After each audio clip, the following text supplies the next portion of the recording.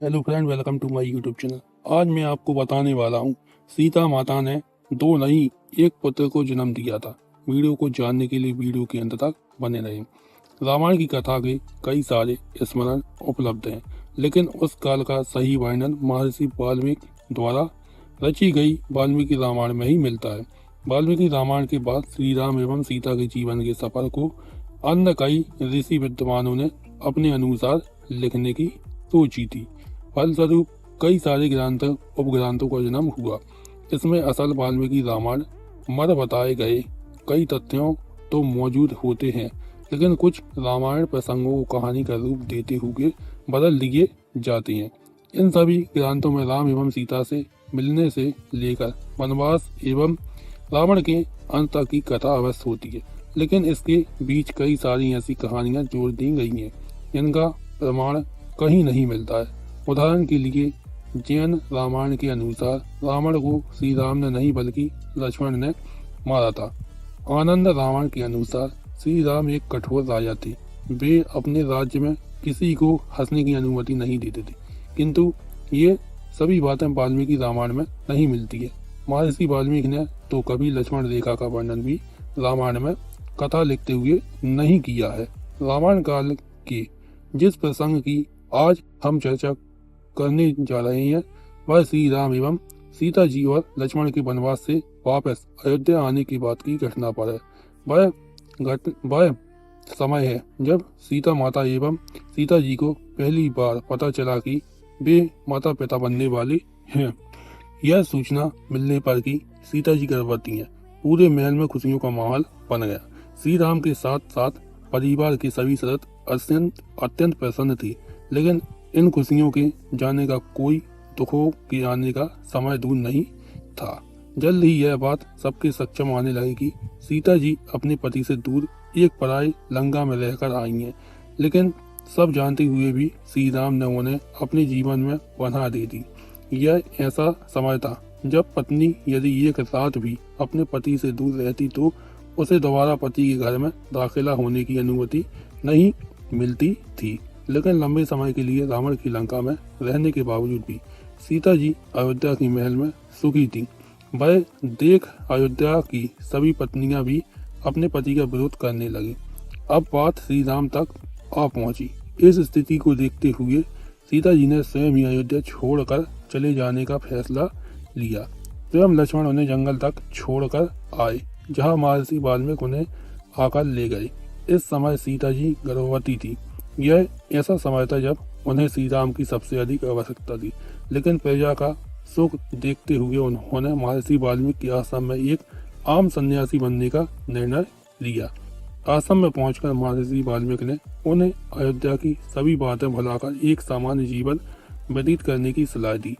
तभी वे अपने दर्द से बाहर आ सकेंगी। कई दिन बीत गए, कुछ महीनों में तब्दील हो गए।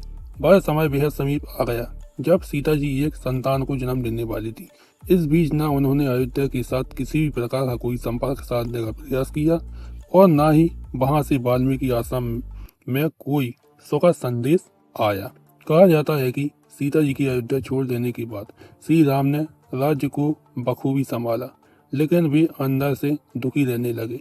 यह भी कहा जाता है कि श्री राम सीता जी की खटिया की ऊंचाई से भी नीचे जमीन पर सोते थे। कुछ और दिन बीते जो वाल्मीकि आश्रम में नन्हे से बच्चे की किलकारी गूंज उठी। सीता जी ने एक सुंदर बालक को जन्म दिया। वाल्मीकि जी के साथ आश्रम के सभी लोग प्रसन्न से भर गए। सीता जी द्वारा संतान को जन्म देने की घटना से संबंधित कई कहानियां प्रचलित हैं। लोक कथाओं के अनुसार जो सीता जी के एक साथ दो बालक को जन्म दिया था, लेकिन महर्षि वाल्मीकि द्वारा रची गई रामायण में इसका उल्लेख नहीं मिलता है। न ही इस बात का कोई प्रमाण दिया जाता है कि बल्कि एक अन्य कथा के अनुसार कुश के जन्म की बात बताई जाती है। जिस पुत्र को सीता जी ने जन्म दिया उसका नाम लव रखा गया। लव के जन्म के बाद सीता जी का अधिकतम समय उसके पालन पोषण में गुजरता। आसाम के अन्य लोग भी उसका ध्यान रखने में सीता जी की मदद करते थे। एक दिन सीता जी कुछ आवश्यक लकड़ियां लाने के लिए आश्रम से बाहर के पास स्थित जंगल में जा रही थीं। अन्य कथा के अनुसार नहाने के लिए नदी तक जा रही थी, लेकिन उन्हें यह चिंता थी कि वे लव को कैसे लेकर जाएं। निकलते हुए उन्होंने वाल्मीकि जी को कुछ कार्य करते हुए देखा तो उन्होंने उनसे लव पर नजर रखने को कहा। सिर हिलाते हुए जवाब में हाँ कहकर वाल्मीकि जी ने लव को उनके पास बैठने के लिए कह दिया। लेकिन जैसे ही सीता जी कुछ आगे बढ़ी तो उन्होंने देखा कि महर्षि का ध्यान केवल अपने कार्य में है और वे लव की ओर देख भी नहीं रही है। इसलिए सीता जी ने लव को साथ ही ले जाने का निर्णय लिया। लेकिन जब उन्होंने लव को उठाया तो महर्षि ने यह दृश्य नहीं देखा। कुछ देर बाद जब महर्षि ने इधर उधर देखा तो उन्हें लव नहीं दिखाई दिया और उन्हें यह भय हुआ कि हो ना हो लव कहीं चला गया हो और किसी जानवर का शिकार हो गया हो। अब वे सीता जी को वापस आश्रम लौटने पर क्या जवाब देंगे। सीता जी विलाप करने लगेंगी। इसी तरह के कारण वाल्मीकि जी ने पास में पड़ी कुसा घास को लिया और कुछ मंत्र पढ़ने के बाद एक नया लव बना दिया। यह लव हुबहू पहले जैसे लव की तरह ही था।